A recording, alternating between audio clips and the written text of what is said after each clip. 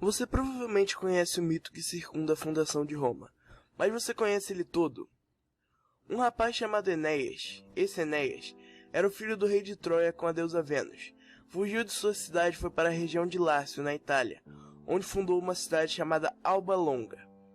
Ainda segundo o mito, 12 reis sucederam Enéas. Um deles foi Númitor, que foi deposto por seu irmão Amulho, que por sua vez mandou matar todos os descendentes de Númitor. Entre esses descendentes estavam Rômulo e Remo, netos de Númitor e filhos do deus Marte. Estes bebês foram jogados no rio, mas sobreviveram pois uma loba os amamentou e depois um pastor de ovelhas os achou e os criou. Já crescido, Remo foi preso pelo rei, então o pastor que os criou decidiu contar tudo para Rômulo, que libertou seu irmão, matou Amulho e devolveu o trono para seu avô. Númitor, por gratidão, deu a seus netos permissão para fundar uma cidade. Rômulo queria fundar a cidade em uma colina, Remo em outra. Eles começaram uma discussão que terminou na morte de Remo. Assim foi fundada a cidade de Roma. Muito pouco se sabe sobre o período do reino de Roma. Algumas poucas informações são: o reino de Roma tinha um senado. Ele era composto pelos membros mais velhos das principais famílias. O senado tinha 3 funções principais. Quando o rei morria, eram eles que assumiam o poder de Roma até outro assumir. Eles eram o corpo legislativo, ou seja, trabalhavam em conjunto com o povo. Mas, de longe, a mais importante função do Senado era escolher um novo rei. Assim, os reis não eram depostos do nada, mas a monarquia não era hierárquica, ou seja, quando o rei morria, o povo e o Senado escolhiam um novo. Eles também tinham assembleias. A principal delas era a Assembleia das Cúrias. Basicamente, o povo se dividia em 30 cúrias, cada cúria votava em uma lei, que passaria pela Assembleia Geral, para então ser aceita ou não pelo Senado.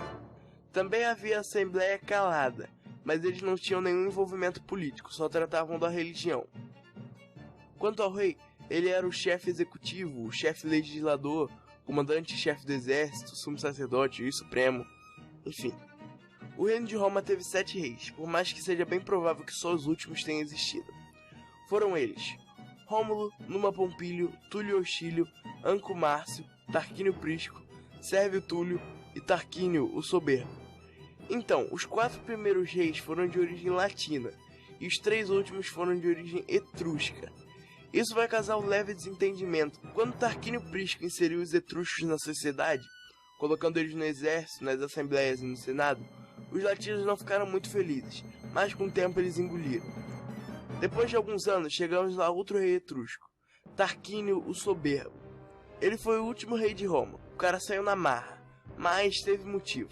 Ele começou a torturar e matar o povo para controlá-los. Revogou reformas constitucionais, destruiu vários altares e santuários e diminuiu o poder do Senado. Mas o ápice foi quando ele permitiu que seu filho violentasse uma nobre romana. Então o Senado, que já não estava muito feliz com ele, expulsou Tarquínio e decidiu abolir a monarquia, instaurando uma república em Roma. Senatus Populusque Romanus foi provavelmente o período mais importante para o Império Romano. Depois da experiência monárquica que os romanos tiveram, eles resolveram não deixar mais o poder nas mãos de uma só pessoa. O órgão máximo da república era o Senado, que cuidava de assuntos internacionais, militares, religiosos e financeiros. Abaixo deles vinham os magistrados, que eram, resumidamente, os cônsules, que tinham um mandato de 1 ano. Eles cuidavam da administração geral de Roma e eram os comandantes dos chefes de exército. Os pretores eram os que administravam a justiça, os juízes, basicamente. Os edis eram responsáveis pela preservação da cidade, cuidavam de coisas básicas como segurança, comércio, fiscalização e tal. Os questores eram cobradores de impostos. Os censores se encarregavam de manter o censo de Roma, ou seja, fiscalizar o povo e o governo e contar a população. Com o tempo surgiram mais magistrados, mas na base eram esses. Além de quando Roma estava em uma situação de perigo militar, que era escolhido um ditador que tinha o poder total sobre Roma. E acredite, nesse período surgiram muitos ditadores. A sociedade romana é bem simples de entender. Os patrícios eram os nobres que tinham terra e dinheiro pra caraca. Os plebeus eram os comerciantes que no início não tinham vida política, mas foram ganhando poderes no decorrer da república. Os clientes eram os plebeus que puxavam o saco dos patrícios em troca de favores e posição social. Os escravos eram a base da sociedade romana. Eram em sua maioria prisioneiros de guerra, mas também poderiam ser cidadãos com dívidas pendentes, que pagavam sua dívida com escravidão temporária. No período monárquico, Roma era apenas uma pequena vila da Península Itálica. Porém, no período republicano, eles começaram a chamada expansão territorial romana. As primeiras guerras foram dentro da Península Itálica mesmo, e mais ou menos no século III a.C., eles haviam conquistado toda a península. Mas os romanos não queriam apenas a Itália, eles queriam mais e mais territórios. E o lugar mais fácil para eles dominarem era em volta do mar Mediterrâneo. Porém, havia um empecilho, e esse empecilho se chamava Império Cartaginense, que dominava o Mediterrâneo. Foram 3 as chamadas Guerras Púnicas. Na primeira, Cartago leva vantagem sobre Roma, por causa de sua marinha. Roma, vendo que estava perdida, constrói uma frota marítima e treina marinheiros. Assim, Roma consegue vencer a Primeira Guerra Púnica, ganhando o controle do Mediterrâneo e a ilha de Sicília.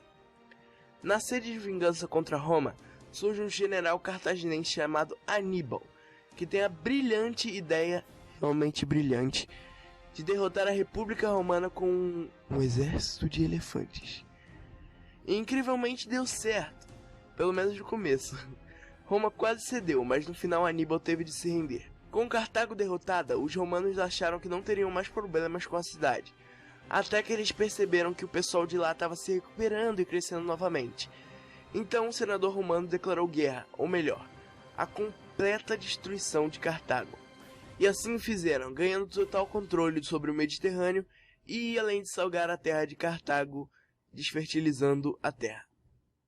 Pouco a pouco os romanos foram conquistando terras em volta do Mediterrâneo, como parte do norte da África, a Macedônia, as pólias gregas, como Atenas e Esparta, e as partes da Ásia Menor e do Oriente Médio, como a Judéia, por exemplo, além da Espanha e Galia.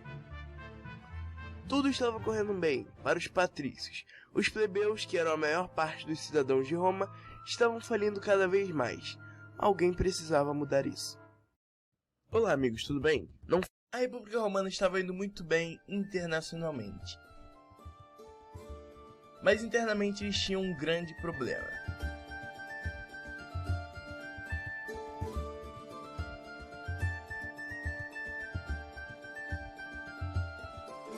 A economia romana era escravista, ou seja, a mão de obra era escrava.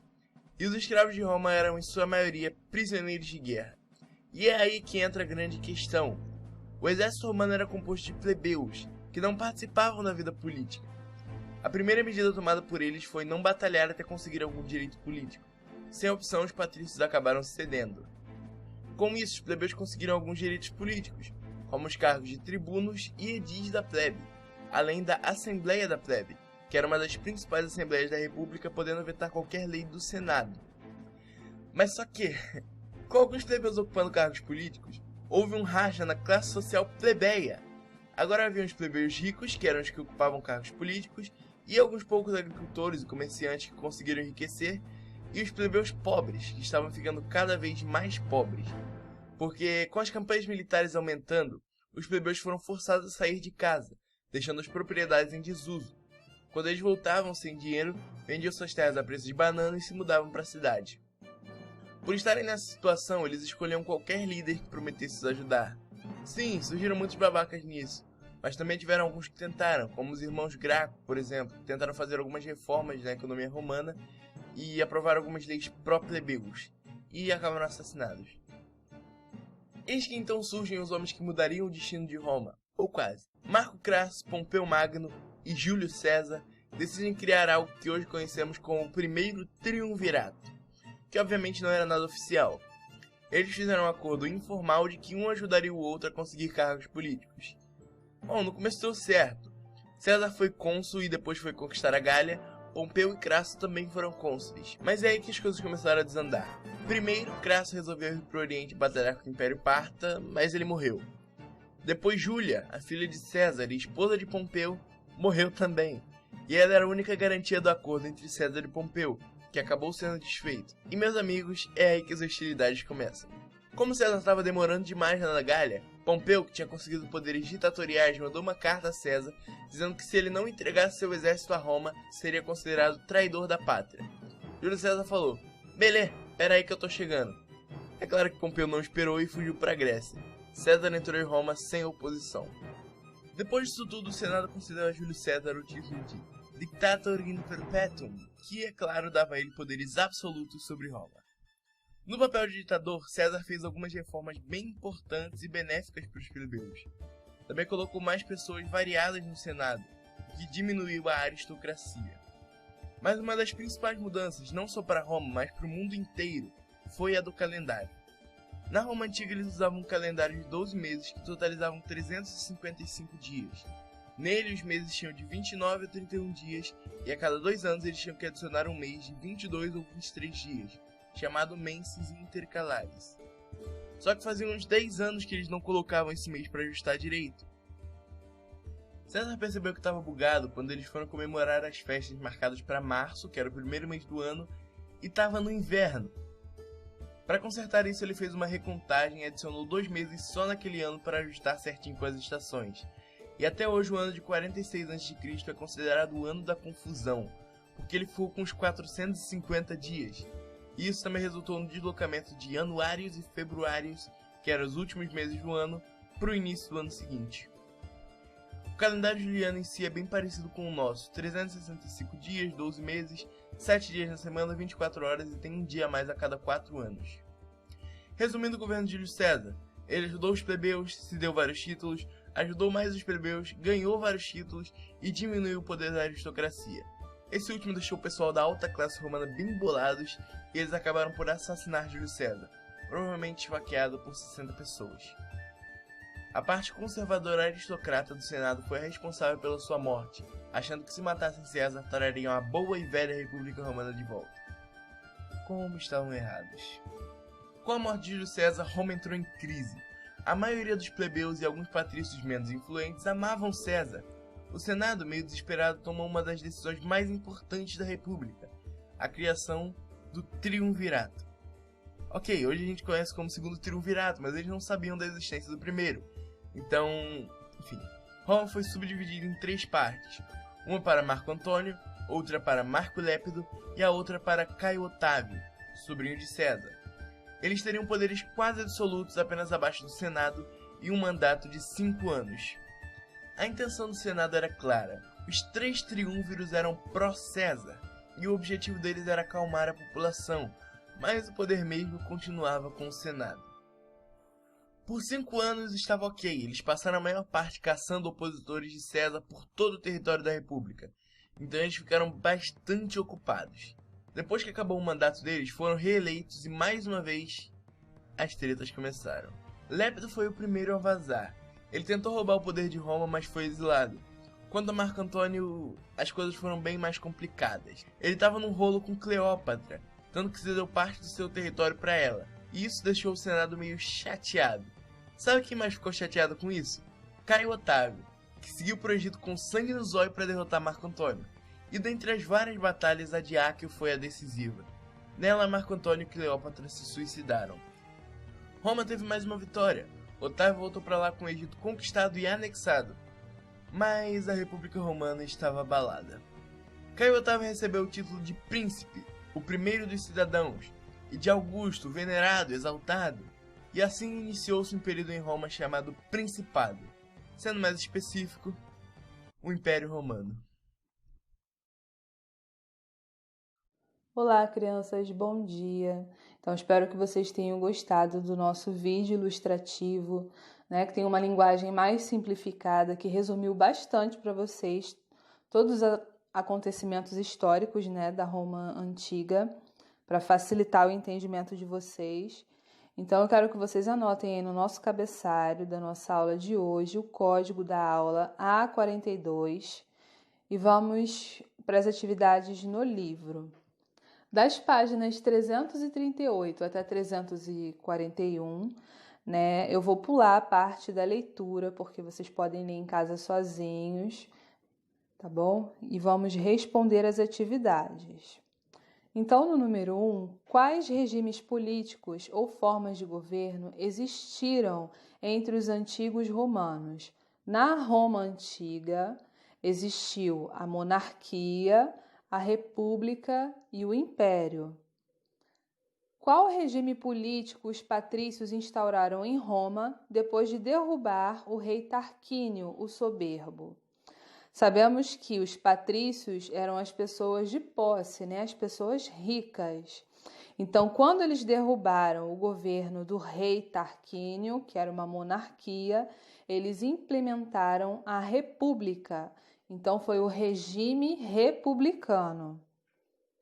Complete. Na República Romana, o órgão político que detinha o maior poder era o... Lembra que eu expliquei para vocês na aula passada que o formato da República de Roma se parece muito com a forma que nós organizamos a nossa civilização hoje em dia, no poder judiciário, legislativo e executivo. E isso forma o Senado. Então, na República Romana, o órgão político que detinha o maior poder era o Senado. O Senado, naquela época, era formado pelos patrícios, que eram os grandes proprietários rurais. A agricultura e pecuária, desde aquela época, era o grande movimento aí da economia. Então, preenche aí certinho. O que foram as guerras púnicas? Foram as 3 guerras que aconteceram entre Roma e Cartago, que foi a antiga colônia fenícia no norte da África, tá bom? Então, o que foram as guerras púnicas foram as 3 guerras que aconteceram entre Roma e Cartago. Na atividade do número 5, vocês vão classificar as frases em verdadeiras ou falsas. Prestem atenção nas informações para não se confundirem. Com as conquistas romanas, a classe dos patrícios fortaleceu-se ainda mais, pois aumentaram suas propriedades. Verdadeiro. Conforme as conquistas dos povos patrícios, eles aumentaram a sua renda, as suas propriedades e se tornaram mais poderosos. O escravismo, não mais necessário, diminuiu depois da expansão de Roma. Toda a história de Roma começa com o escravismo, Eles conquistavam os territórios, os povos, e faziam prisioneiros esses povos com regime escravista. Depois que foi implantada a República, que chegou o progresso, a expansão de Roma, o escravismo continuou sendo uma das formas da sociedade romana antiga. Então, essa afirmação está falsa, tá? O escravismo ele continuou sendo necessário mesmo depois da expansão da cidade de Roma. As conquistas romanas beneficiaram os cobradores de impostos e os que forneciam víveres ao exército. Verdadeiro, tá? Toda a conquista romana gerava impostos, e forneciam esses impostos aos víveres do exército. Então, essa alternativa é verdadeira. Os pequenos proprietários empobreceram porque sofreram com a concorrência dos produtos vindos das províncias. Verdadeiro, Desde aquela época, quem é rico permanece rico e a camada mais pobre permanece mais pobre, sendo a mais prejudicada. E na última alternativa, aumentou o número de trabalhadores livres, porque os povos conquistados iam para a Itália em busca de emprego. É falso, tá? O número de trabalhadores livres não aumentou durante esse período. Alternativa 6, número 6. Cite 4 medidas formadas por Otávio, que foi o primeiro imperador romano. Então, uma das 4 medidas que ele criou foi a criação da guarda pretoriana, que tinha a função de proteger o imperador e a capital, incentivando a agricultura, o comércio, a indústria, a organização de um novo sistema de impostos, a construção de várias obras públicas e que gerou muitos empregos para os plebeus naquela época. Tá? Então, essas foram as 4 medidas que o Otávio, que foi o primeiro imperador romano, adotou. O que se entende por política de pão e circo? Foi uma estratégia política adotada por Otávio para ele ganhar popularidade. Ele distribuía trigo para as pessoas, para a população, e organizava espetáculos públicos de circo para divertir e para distrair, tirar o foco das pessoas da política e para ganhar popularidade, para que as pessoas, induzindo as pessoas a pensar que o governo dele era o melhor, né? Dessa forma, distribuindo trigo e oferecendo espetáculos públicos de circo para divertir e distrair a população. Como foi dividido o Império Romano e quais eram as suas capitais? O Império Romano ele foi dividido em Ocidente, com a capital em Roma, e Oriente, com a capital em Constantinopla.